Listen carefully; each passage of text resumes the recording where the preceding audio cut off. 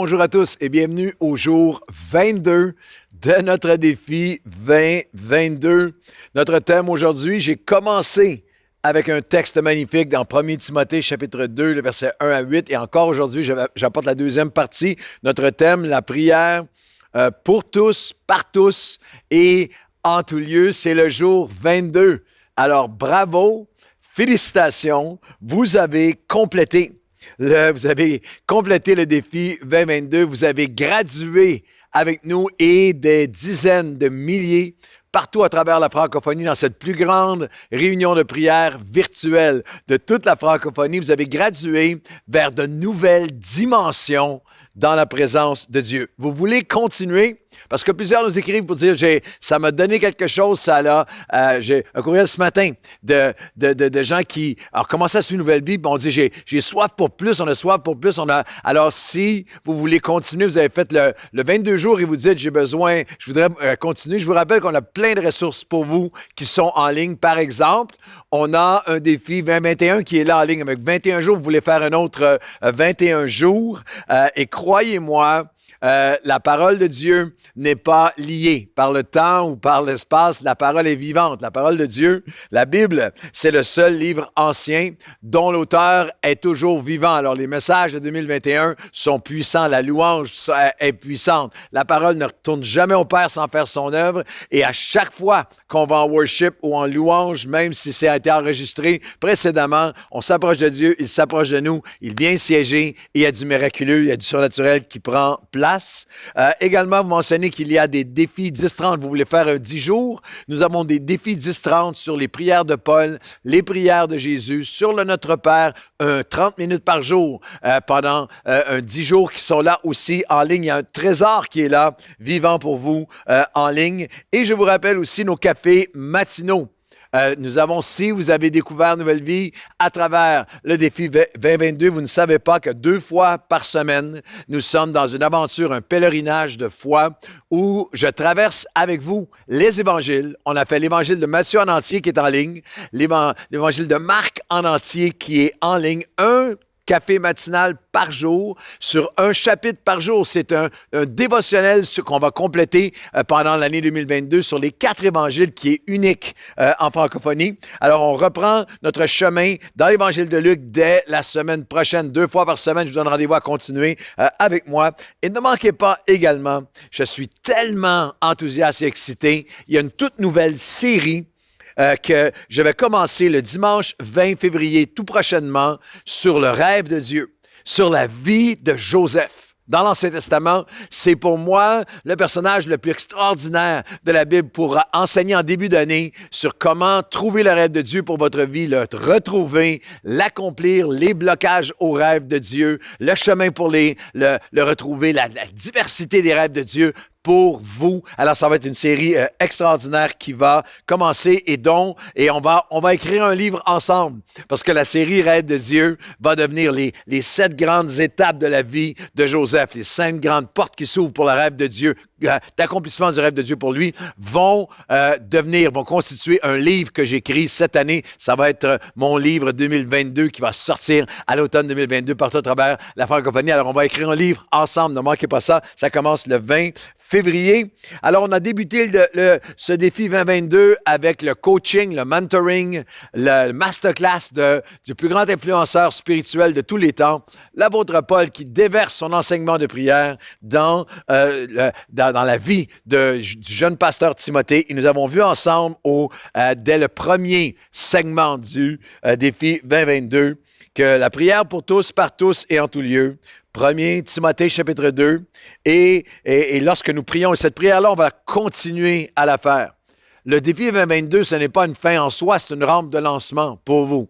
Alors, ces prières, je vous invite, je vous exhorte, je vous appelle à continuer à les prier pendant toute l'année ensemble 2022, et c'est prier avant toute chose. Nous prions avant toute chose.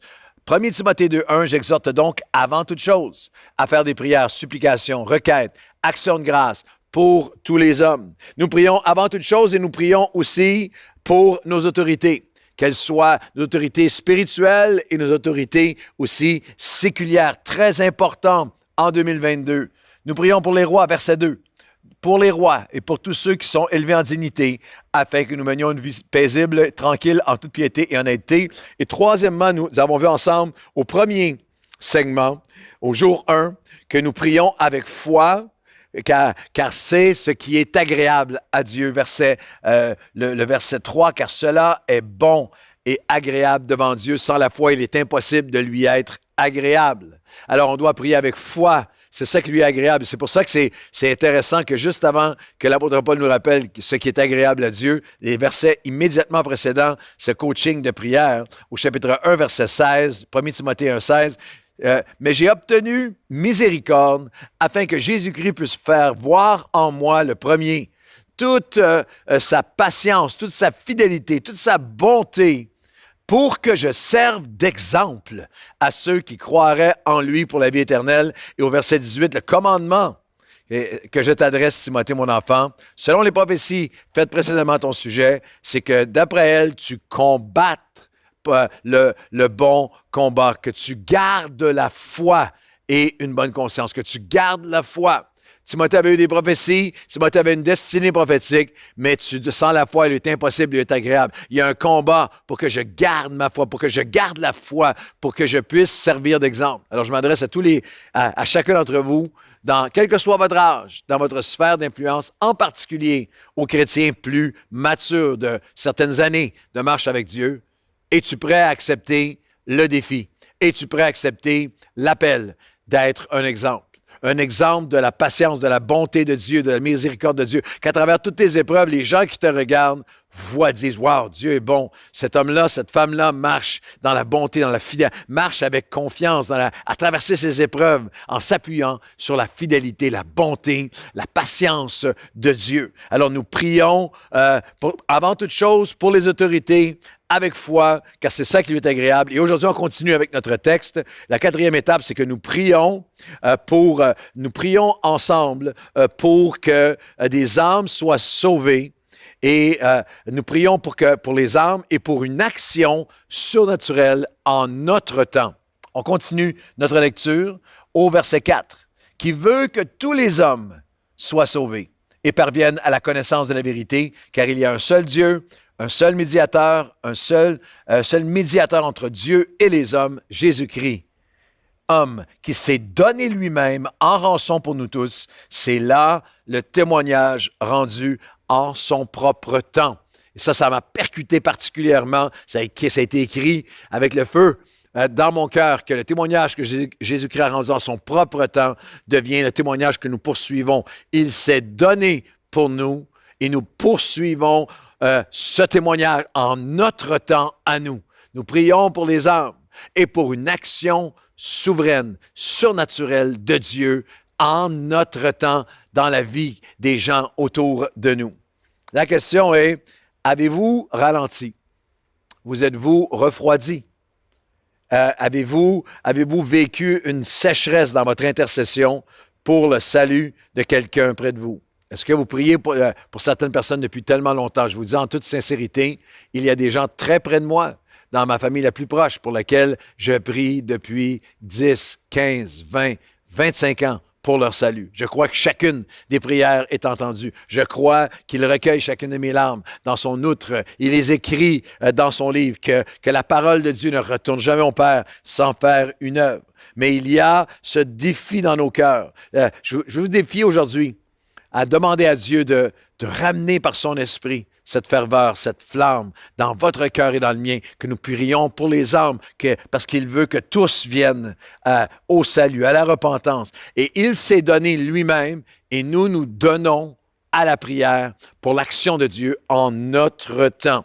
Priez avec moi, et c'est des choses que je fais très régulièrement. Si vous n'avez jamais fait ça, de prier à voix haute, de prier les Écritures à voix haute, de prier avec moi. Il veut que tout homme, et là, Dieu va mettre un nom sur votre cœur, dans votre esprit, vienne, vous mettez le prénom, vienne à la connaissance du salut, parce qu'il y a un seul médiateur entre Dieu et les hommes. C'est toi, Seigneur Jésus, le seul médiateur. Et tu as donné ce témoignage en ton temps, et je réclame maintenant le témoignage de ton salut dans la vie de mon bien-aimé en mon temps, à notre époque aujourd'hui. Et pour celui ou celle d'entre vous qui connaissez, parce que moi je les connais, les saisons de sécheresse, de désert dans notre intercession, on a besoin d'être ravivés. J'ai une promesse pour vous.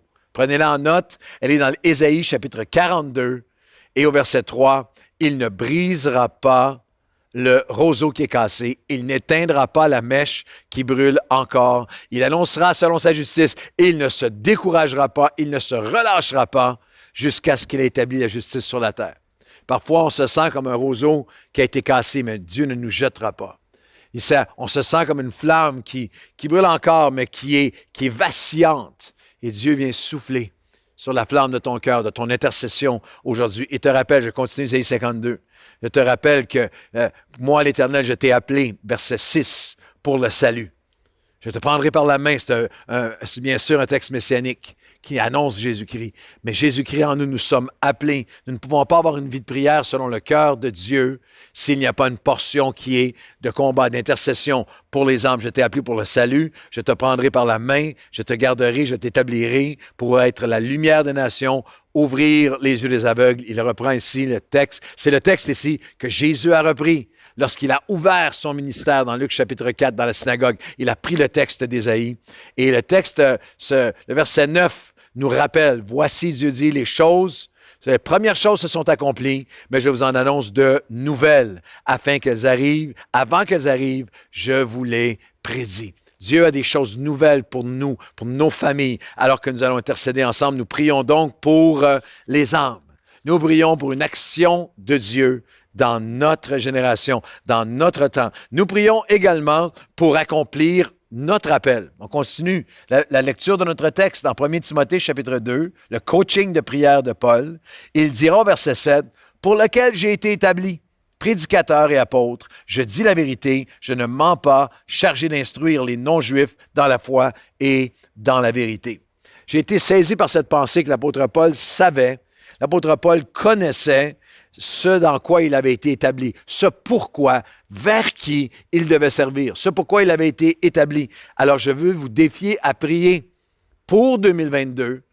Seigneur, pourquoi m'as-tu établi pour cette prochaine année? En tant qu'époux, dans mon appel d'époux, d'épouse, d'étudiants, d'étudiantes, dans ma carrière, dans mon service pour Dieu, dans mon ministère en tant que célibataire, après avoir traversé un divorce ou après avoir vécu un délai, un déchirement, une défaite, une déception, après les 2 années si usantes de cette pandémie, c'est important ce début 2022 de réaliser, il n'y a pas une saison dans votre vie où vous n'êtes pas appelé de Dieu. Il y a un appel de Dieu sur chacun d'entre vous. Seigneur, tu m'as établi pour quelque chose. L'apôtre Paul savait à quoi il avait été établi.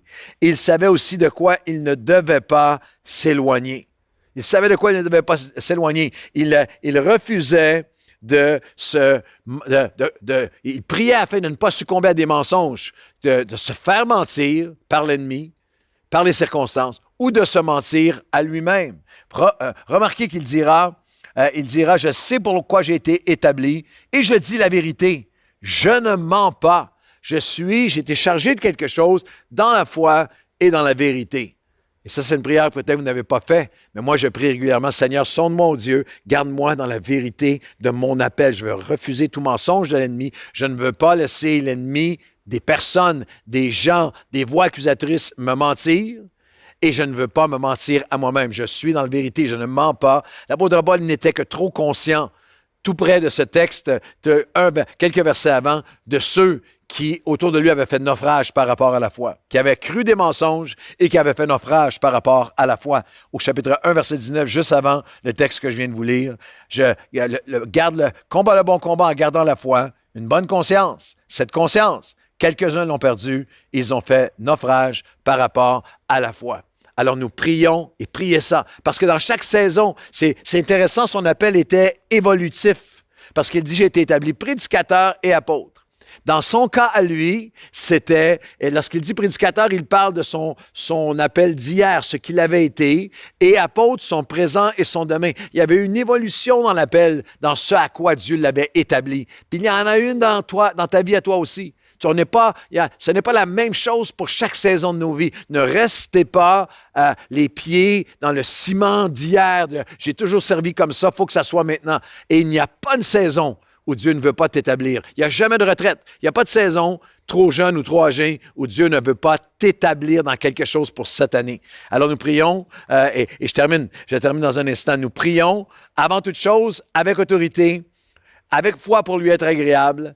Nous prions pour les âmes, pour une action surnaturelle en notre temps. Nous prions pour accomplir notre appel. Et j'arrive à la dernière pensée. Nous prions en étant attentifs à l'avertissement concernant notre attitude de cœur. Ce coaching de prière se conclut avec ces paroles trop souvent ignorées, cet avertissement divin. Je veux donc, verset 8, 1 Timothée 2,8, je veux donc que les hommes prient en tout lieu, en élevant des mains pures, sans colère ni mauvaise pensée. Wow! Tellement important. Tellement important en 2022 où la société entière est dans la colère, la frustration et où tout pousse, la société entière pousse, toute la médiatisation pousse pour diviser le corps de Christ sur les mesures sanitaires ou sur le passeport vaccinal ou sur les gouvernements, sur toutes sortes de choses, des voix partout. Et il y a quelque chose que tu dois te rappeler alors que j'arrive à la fin de ce défi 2022, c'est que le plus grand défi de l'année 2022 va être un défi de protéger ton cœur. Parce que Dieu n'agit pas là où il y a amertume, aigreur et un esprit d'accusation. Dieu ne se sert pas pour la délivrance de celui qui divise, de celui qui a un esprit de dispute, celui qui déchire, que ce soit en personne, que ce soit dans l'Église, que ce soit en ligne. Il n'y a pas de réponse du ciel pour celui qui garde la rancune dans son cœur. Les mains pures qui vont expérimenter sa puissance en prière sont des mains de paix, sont des mains qui amènent le pardon, sont des mains sans mauvaise pensée. Mes pensées de colère empêchent mes prières de se concrétiser. S'il n'y a pas de repentance dans mes attitudes, il n'y aura pas de réponse quand je vais appeler à Dieu.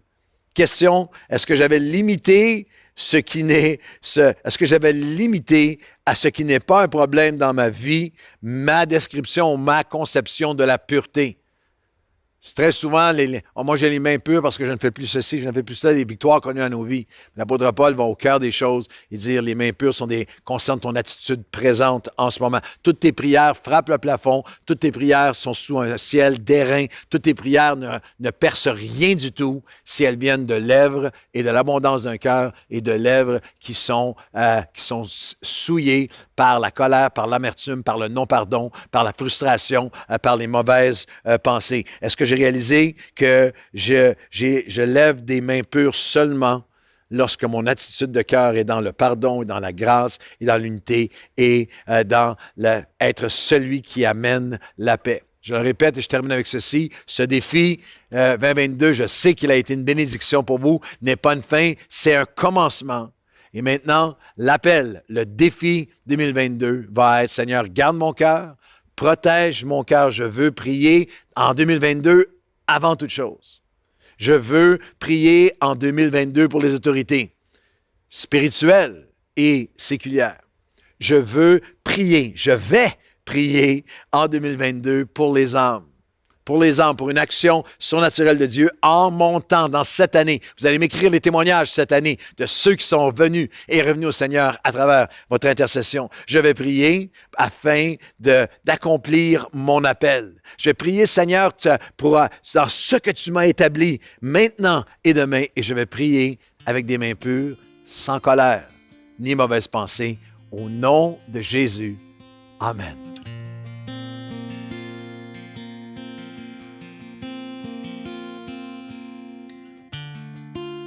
Le Dieu qui peut rendre la vue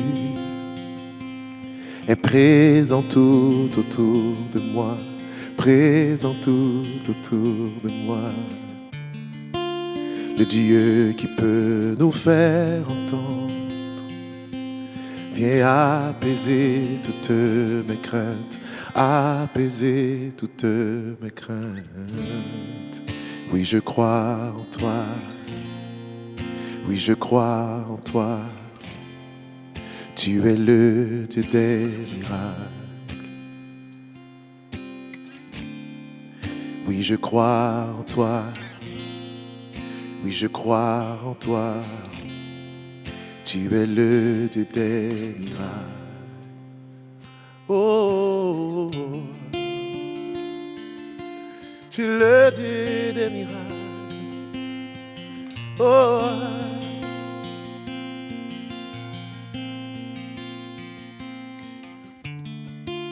celui qui défie l'impossible, alléluia, m'attire à lui, me renouvelle, m'attire à lui, me renouvelle. Celui qui a vaincu la mort, sa vie se répand dans mes veines, sa vie se répand dans mes veines. Oui, je crois en toi. Oui, je crois en toi. Tu es le Dieu des miracles. Nous chantons. Oui, je crois en toi. Oui, je crois en toi.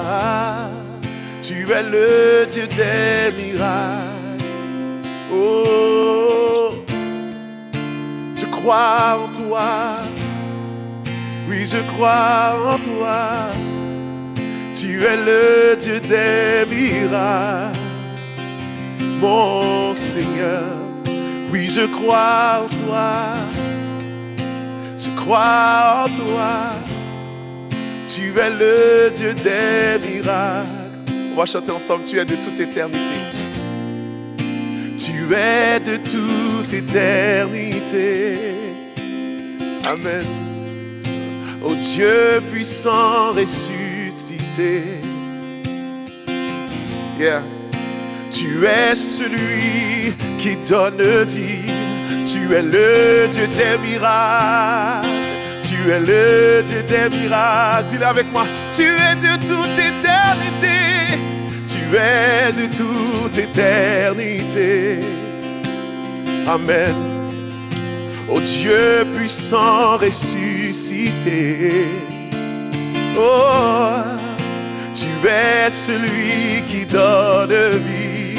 Tu es le Dieu des miracles. Tu es le Dieu des miracles. Dis-le. Oui, je crois en toi. Oui, je crois en toi. Oui, je crois en toi. Tu es le Dieu des miracles. Mon Seigneur, oui, je crois en toi. Oui, je crois en toi. Tu es le Dieu des miracles. Oh, je crois, je crois, je crois, je crois.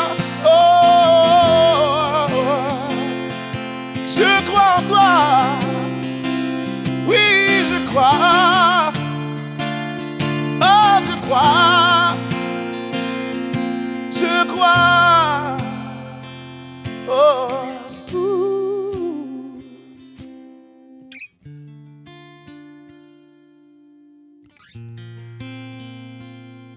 Oh, je crois en toi. Je crois en toi.